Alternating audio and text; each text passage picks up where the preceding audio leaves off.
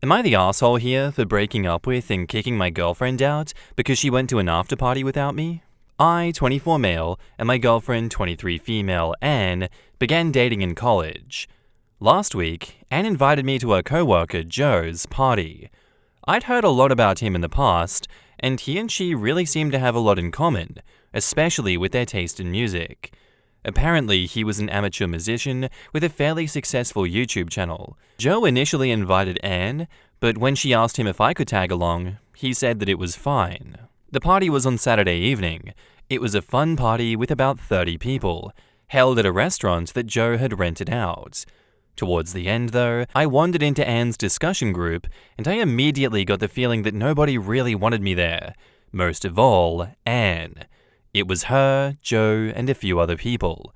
Thinking that I was just imagining things, I hung around and listened to Joe basically boast about himself the whole time. A little while later, I wandered off to get myself a drink and chat with a few other people. Eventually, the time to leave came around, and I went to find Anne again. Joe approached me at that point and said he was having an after-party over at his house. I was going to refuse, but then he said, "Sorry man, but only Anne is invited," while clapping me on the shoulder. I first told him not to touch me, and then said she's not going. He informed me that she had already accepted the invitation. I texted Anne immediately to ask where she was. She responded, "Sorry, on the way to Joe's place. I'll see you tomorrow. Love you." And I asked if she knew that I wasn't invited, and then she left me on read. Texts after that were all ignored. I drove home furious. I stayed up all night, and finally Anne walked in the door at 5:42 a.m. I know because I was by the window watching. I recognized the car as Joe's, and the driver as Joe. Nobody else was in the car. Anne waved to him cutely and laughed at something that he said. Anne came inside and acted surprised to still see me up.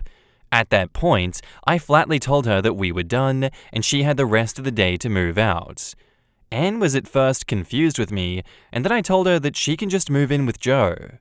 She rolled her eyes and said nothing happened, and she then gave me this spiel about my insecurities and imagination. I said it didn't matter. After this back and forth arguing, Anne finally relented and sarcastically thanked me for wasting the best years of her life. Anne finally moved out yesterday, and it was pretty dramatic. She said that she loved me and that I was throwing away everything over a party. Did I do her wrong here? I feel like I'm getting gaslit. Honestly, I think that your feelings are valid in this situation, OP, and I do feel as though you are getting gaslit because her being like, nothing bad actually happened at the party, by the sounds of it. You're just mad. You're just big mad. It's all your insecurities and imagination, bro. You just imagined not getting an invite to the after party, and you just imagined the group not wanting you there and not having good vibes. So you're actually the problem. You're actually the one that wasted my life here. Anne is huffing some real copium with that one. I don't think she's able to cope with that situation, Anne. I honestly wouldn't waste your time on her, OP. She sounds like a mess, not the asshole. Susu says, she left you at a party that she invited you to, went to another party without communicating with you, and ghosted you when you messaged her. I'm sorry, but she doesn't care or respect you. At least you were no priority, and her colleagues seem to be more important. I would never leave my partner that I came with to a party stranded at a party and then gaslight him for being angry. It seems as though you are her safety person, the one who should wait for her and take care of her, and that's it. Not the asshole. Bobo replies, I wouldn't do this to a regular friend either, let alone a partner with whom you were supposed to be ride or die. 100%. This is a crap way to treat a friend. But your partner seems the I love yous are shallow. Lemon Deer says, not the asshole. That's an incredibly suspicious move on her part, and the lack of communication and ignoring your texts, leaving the party without even saying goodbye at least. She 100% is doing something with Joe.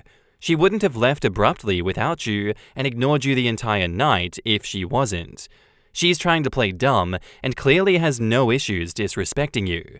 You made the right decision. OP replies, I'd say I'm 95% sure that something happened with Joe at that after party. I have no evidence, but I know my girlfriend. The way she waved him goodbye, the way she laughed when he talked, the way that she was actively listening to him at the party. Those are mannerisms that she used to have with me. Then there was the thing with Joe's stupid macho power play of putting his hand on my shoulder.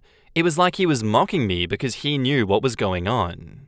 And OP comes back with an update and says, about 2 weeks ago, I came here for moral guidance after breaking up with and kicking my girlfriend out for going to an after-party with her male co-worker, who outwardly stated that I was not invited. Just about everyone in the post was convinced that Anne had cheated on me with Joe.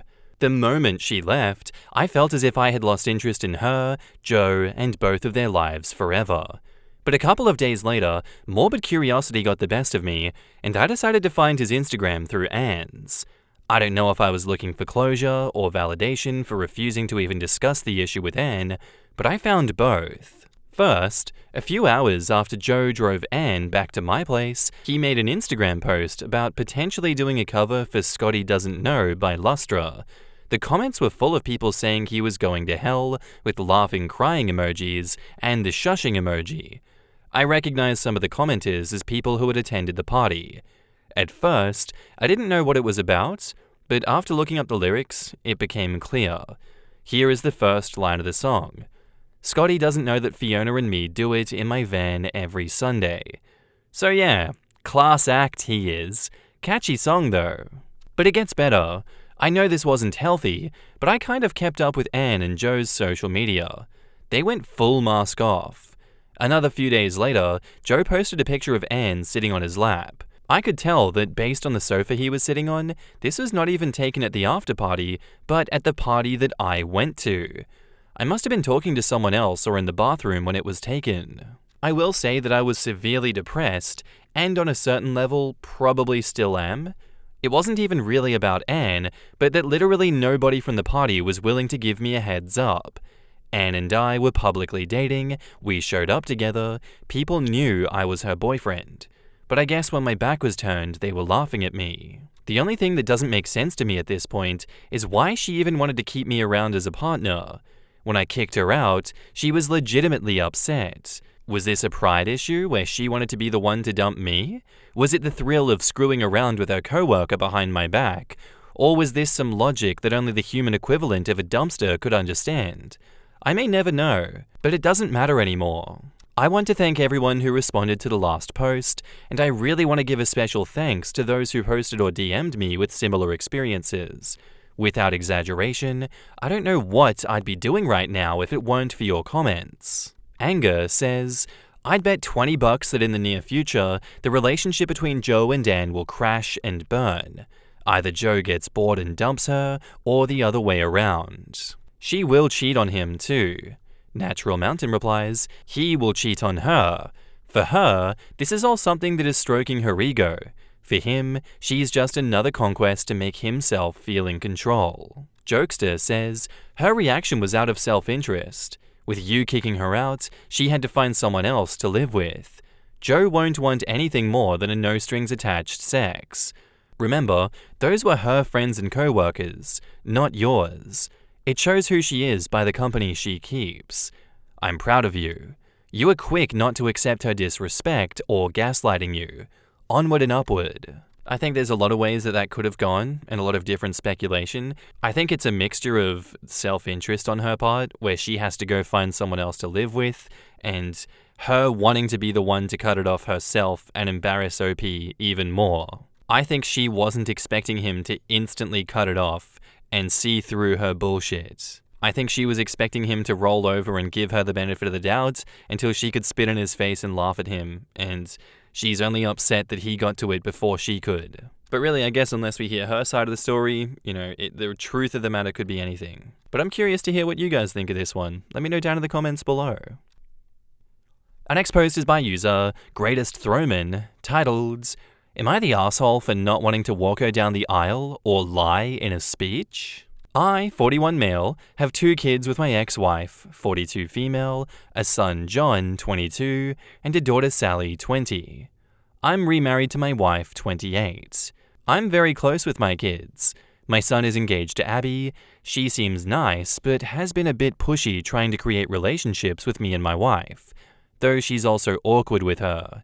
Abby isn't close to her family. She told us many stories why, and while some of her complaints don't seem awful, it's not my place to judge, and I didn't live it, so I can't know anyway. We've tried to be welcoming, but Abby has forced her way into some family traditions where she wouldn't have been invited, and some where no one outside of specific family would have. She's been calling Sally sis since they were only dating a few months, has an odd sister/mother-in-law thing that she does with my wife, and the one that I'm not a fan of, wants me to be like a father to her. Not because we've clicked or anything. We are very different people. I'm not saying that in a bad way, just saying that it's not based on how we get along or anything. My kids and I have a tradition when they come over that we have a private catch-up in my office/study before they leave, which is now even more important to them because while they both get along well with my wife, they don't want to have personal conversations around her yet. Abby asked if we could talk, and after I explained the tradition, John later asked that I do it, saying she had never had a caring conversation with her dad. Man, I get where Abby's coming from, but the vibes are so creepy. I don't like this. If I was OP, I'd be like, stop, I don't know you like that, please. We compromised that I didn't include her in the tradition, but do join the two of them for coffee and let her talk. Then she started calling me dad. Oh my god, ew, no. They weren't even engaged yet. John pulled me aside and begged me to give her that. Laid this whole thing on me about me always being the dad that she always wanted right in front of her, and she just wanted that. Told me she cried watching me and Sally together. She still gives me random hugs. I'm a lucky dad. I didn't like it, but I do feel bad, so fine. I gave her that. She wants me to walk her down the aisle and do the father-daughter dance. I don't want to walk her down, and I walk with a cane, so dancing is hard.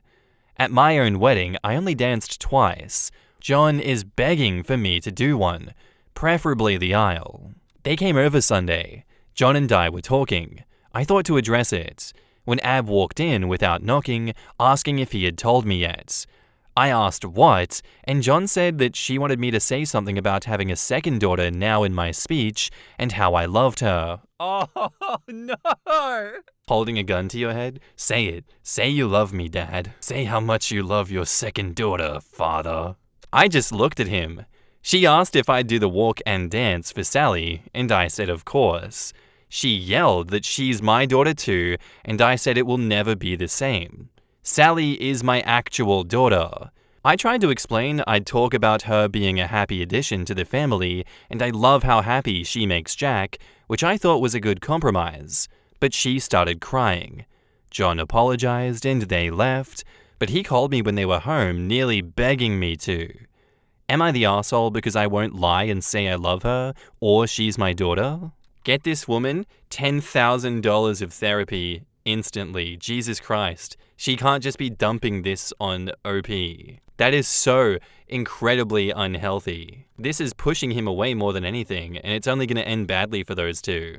And also, OP's son needs to learn some goddamn boundaries with his wife. Every time he doesn't instantly get his way, he starts begging, oh please, Father, please do this for me, it's all I'm ever gonna ask for. And then he does it 5 times more, for more increasingly insane things. Well, you capitulated to the last one, so you should do it for this one, or else we're gonna die. You gotta hit them with an ultimatum in this one. You'd be like, shut the hell up, stop trauma dumping on me, stop guilt tripping me with this bullshit, or I'm out. You can choose to stop or just not have me at all. Those are your options, brothers. Definitely not the asshole OP. I'm uncomfortable. I'm so uncomfortable hearing this story. Fuzzy Mum 2005 says, not the asshole. You have your boundaries. Abby sounds like she's developed this fantasy involving you and your family. That can't be healthy. And yelling at you? You will tell people you love me. You will tell people I'm your second daughter. You will have a good time at my wedding. I can't with these people. OP says, John told me she really wants to be a part of the family, but she started so quickly, I wonder how much is us versus the idea of us. I've been told she immediately was obsessed with my relationship my kids and I have. The yelling, I was more concerned for John than upset, honestly.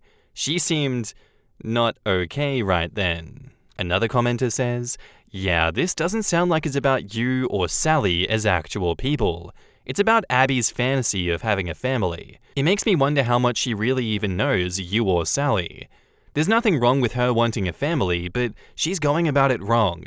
Relationships grow and develop over time. You don't just claim someone as family and have an instant relationship with them. She could definitely benefit from therapy." OP says, "She knows Sally a bit now. With me, she learns surface level things and approaches me, but when I try to engage, she immediately acts like we're so close and switches subjects to something related to how much closer we should be. John says that it's nerves, but it doesn't seem like it." Oh hell nah, she crazy. What? So Abby, how's life? I love you. You're my father. You know how close we are? You know how much I love you? Damn, crazy weather today, hey Abby? That's it. We need to perform an exorcism on Abby. It's the only way. She has demons inside of her. Charmed Phoenix says, "Not the asshole. You have to keep correcting her. She pushed this far with the aisle/speech because you gave them an inch with the dad, etc. You need to put your foot down with your son and her. If this continues, someone in the family will get fed up and might explode on them, and it won't be pretty. What if the confrontation comes at the wedding? This needs to be sorted now before the relationship and interactions continue. Otherwise, you might need to consider lowering the amount of contact you have with your son and his wife." And OP replies, "That's partly why I'm upset. I've tried compromising because I want to help my son, but at some point, understanding has to go both ways. I understand she wants family, and I know she's partly jealous because I like my daughter's girlfriend more, but we're in the same field, and she let it happen naturally. I feel like it's all give and no take." OP then comes back with an update and says, "Mother's Day, my kids and their partners go to visit my ex-wife. So it turns out my ex-wife and Abby are a lot closer than I realized. She calls her mum, which is part of where this comes from. Also, apparently my ex has been egging it on. On Mother's Day, they were talking about the wedding, and I guess whenever Abby referred to me, it was as dad. My son apparently told her let it go, which led to yelling." Very, very healthy relationship right there. Abby about deserving to be my daughter, ex telling her that she's right, son telling her that I'm trying and she should be realistic about things, Sally telling her that I only had one daughter, which was apparently a response to Abby saying to her that as my daughters, they should be united. According to my son, Abby was crying. According to Sally, she was crying and yelling and kicked something before going to her room. And Sally told me she went off on her mum, but will not elaborate, so I don't know what was actually said. But knowing Sally, ooh boy. Is Sally the only mentally stable one here? Like your son a little bit, yes, but he's not doing enough. Sally's doing the most, and I love Sally here. Around 2 a.m., I got a text from Sally's partner's phone saying, "Abby really is great. She hasn't been perfect, but you should give her a chance and you will learn to love her." I saw it when I woke up and I tried to text her back, but was blocked. So I called Sally, but they were driving. They stopped by my place later that day because I'm on the way and my daughter prefers my liquor in cooking, and they told me about the night before. At the end, I asked to speak to her partner alone. I asked if I had done something to upset her. She was confused, and I told her that I was blocked. She said I wasn't, but checked her phone, and I was. And I said that it was after her message, and she asked, "What message?" I showed her, and it was not on her phone anymore. At that point, we brought in Sally and caught her up, and neither of them were happy. A couple of days later, John and Abby dropped by unannounced. Not something we really do in this family, but okay, fine. I had mad salmon, does not take long to cook. I cook 2 more, wife serves while I make drinks. The entire night was Abby trying to bring up the wedding, John trying to change the subject, Abby not allowing that. We talk logistics because I'm helping them get some good deals through some professional contacts I have, when finally she just says, "So I was talking to Mum, and she said that you can walk me down the aisle and she'll do the dance, or you can dance and she'll walk. It's your call, but you need to choose soon." Oh God. I reiterated that I could not dance. She tried arguing that I had danced a little at my wedding, but I made it clear that that is different, and I didn't feel comfortable walking her. She got upset and said, "Mum loves me, why can't you?" I felt bad, but couldn't lie. I pointed out that she had John who loved her, my ex-wife, friends. She had other people who love her. She said, "But other than ex-wife, those aren't my parents." And I said, "Neither am I." She was very emotional, so my wife and I gave them a few minutes. My son and I were alone after. He looked exhausted. He said the problem was that after Mother's Day, Abby had called Sally and kept saying that they are both my daughters, that I didn't get to be close with one but not both, and that it was them against me. But at that one, Sally cried havoc and let slip the dogs of war. Things were said, grievances were aired, John had to hang up before it got worse. But I guess Abby was shaken, but there was a new problem. Abby had decided in her head that I did not mean what I had been saying and was just doing it for Sally. He told me that he would handle it. Ron Howard, he did not. So now I get text messages from Abby every couple of days acting like we have a secret relationship that Sally doesn't know about.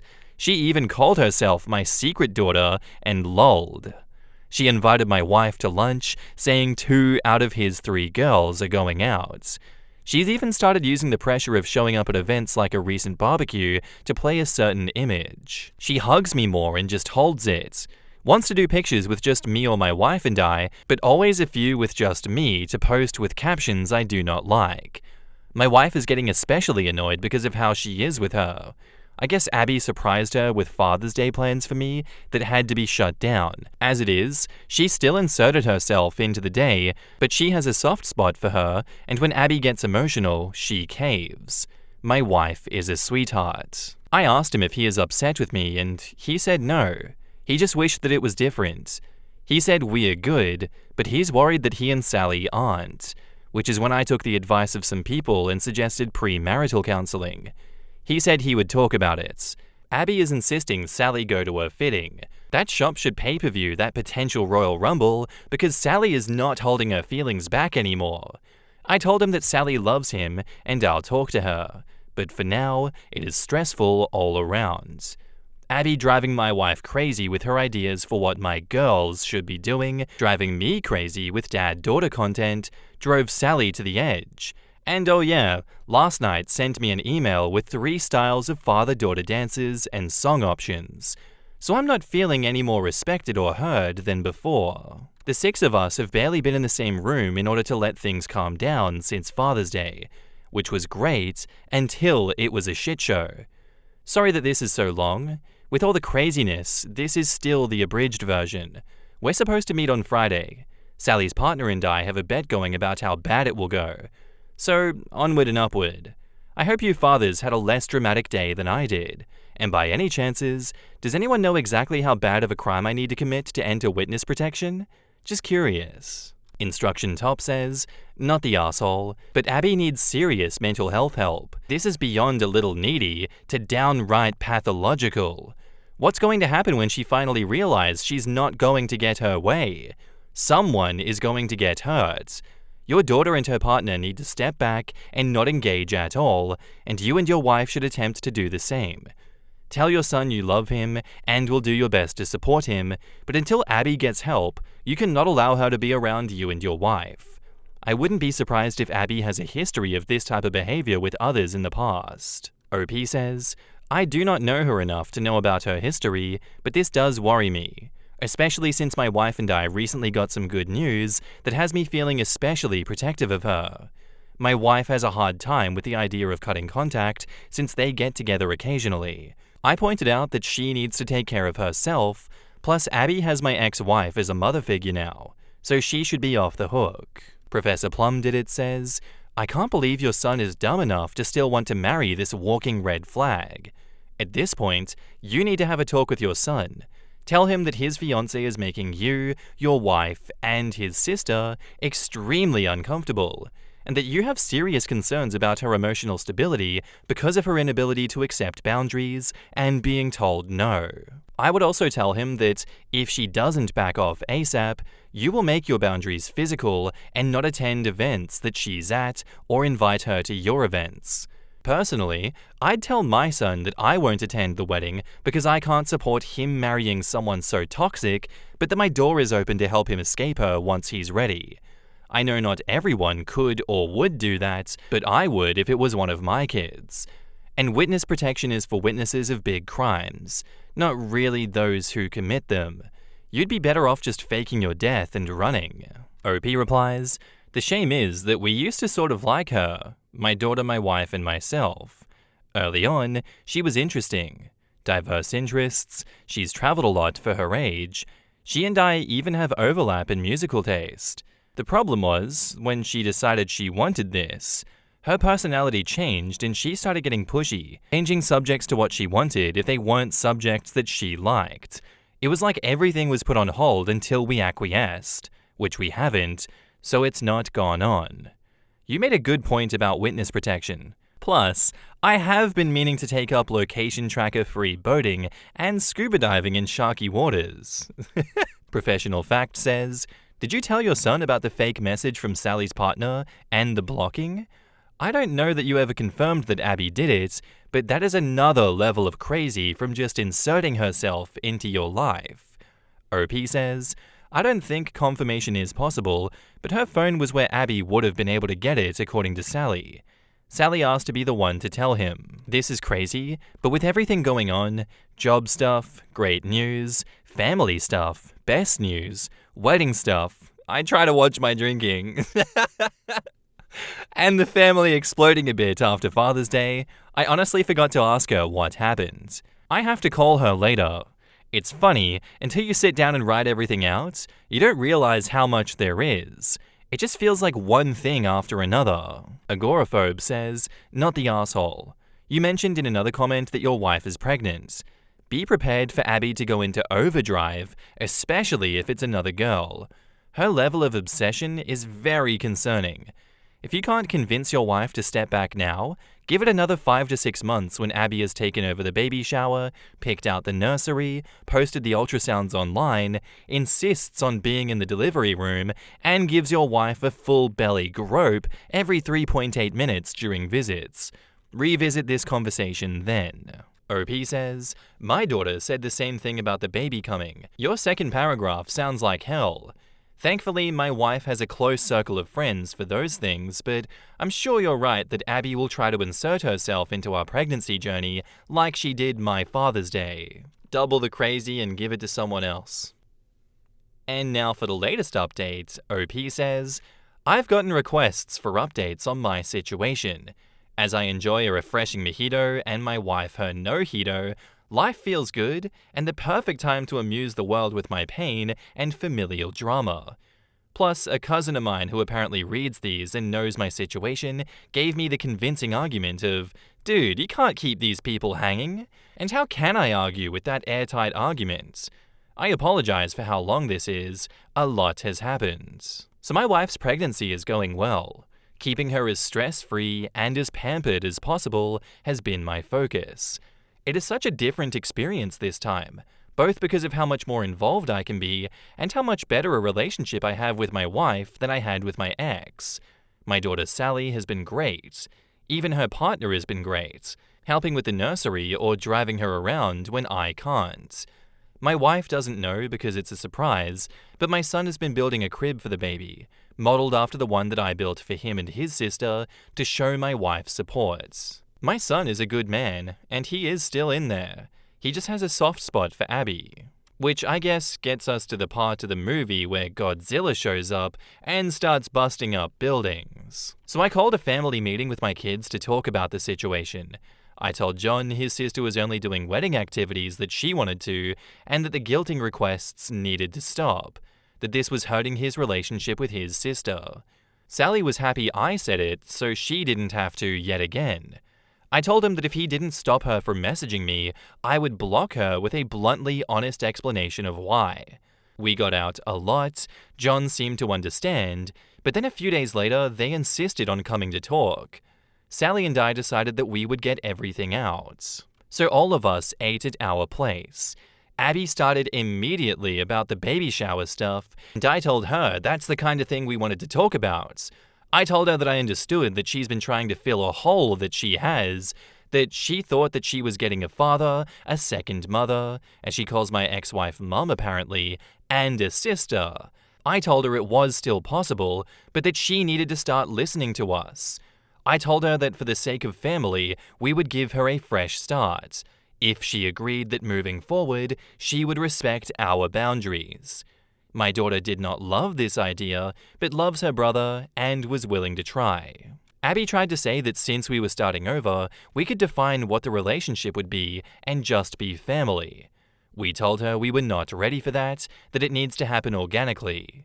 She got mad that I'm closer with my daughter's partner, which is true, but we just get along, and that she deserved it for trying so hard. My daughter said something about trying things we actually want. She ran to our bathroom, he ran after her. After a while, I checked on him, and I could hear her repeating, "This is not what I wanted." My wife, daughter, and her partner went out to the patio to give them privacy and salvage the night. After a bit, I got a text saying they had just left. I checked in with him the next day, and he said they talked more at home and she understood. For a couple of weeks, things were good. The text stopped except the occasional wedding question, since it was getting closer. She stopped pushing herself on my wife and Sally, and we thought she was involving us less in wedding planning out of respect, since, as it was, they only got the venue at the rate they did because of my professional connections, and they know that I was willing to help, but not interested in helping plan, even if I am good at event planning. But then I got a call from the venue telling me the card I used had been declined. Now, this is a specific card that I use for big purchases because of the miles, so I knew that it had a high limit. That was how I learned that they had changed dates by 2 months, despite being informed I would still be out much of the money because it was too close to the date. I was furious. I mean, I have been lucky in life financially, but I'm not blow-off deposits like nothing wealthy. I called my son and said he needed to get his ass to the house, just him. But they both came. When they arrived, I opened the door, and she actually started with, "Dad!" I think I replied, "You've got to be effing kidding me," and walked toward the table. Abby had the nerve to ask where dinner was. My response was not polite, as I made it clear that that was not why they were here. I hoped my son would not lie to me, so I asked what was going on with the venue. She started going into wedding details, but my son interrupted to tell me that they postponed because my ex-wife was unavailable because of a surgery, and he had not told me because he was putting money together to pay me the lost money himself, and he had only just reached out to guests to let them know. And that is when Abby's mouth opened.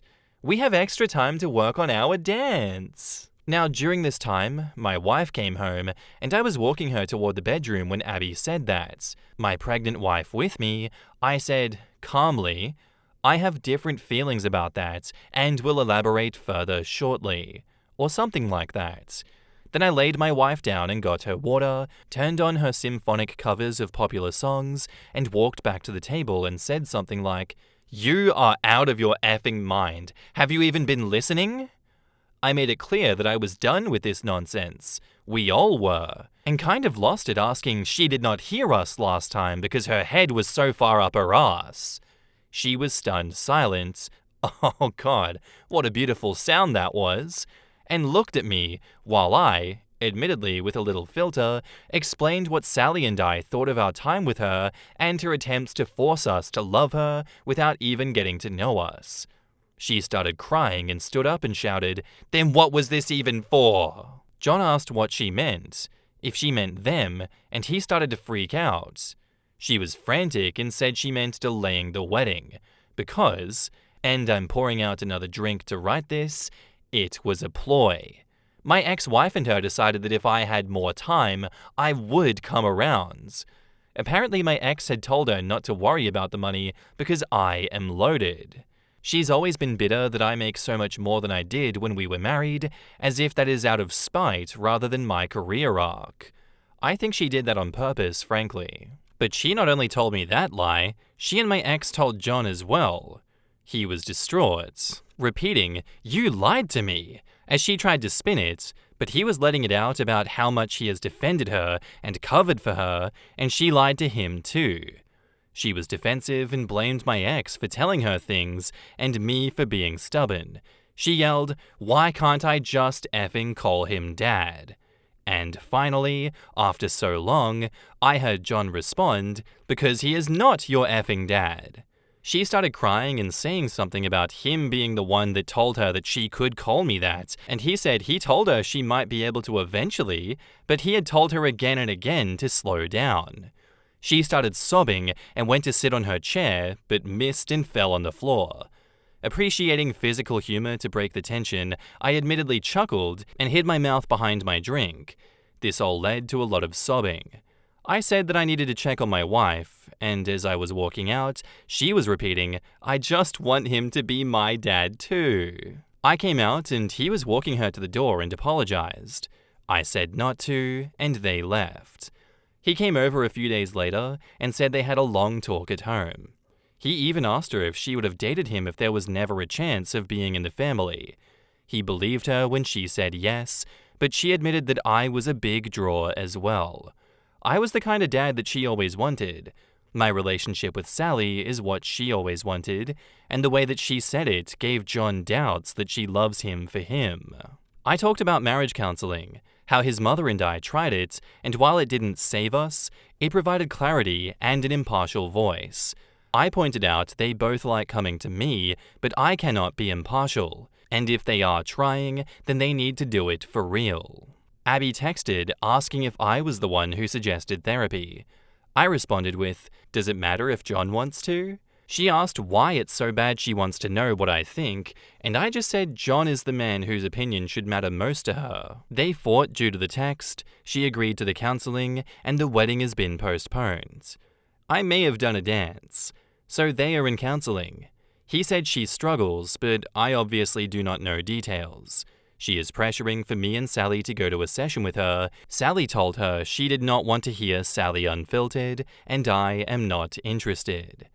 Abby has been leaving Sally alone. She stopped texting me except for the occasional general question, which includes some attempt to go deeper.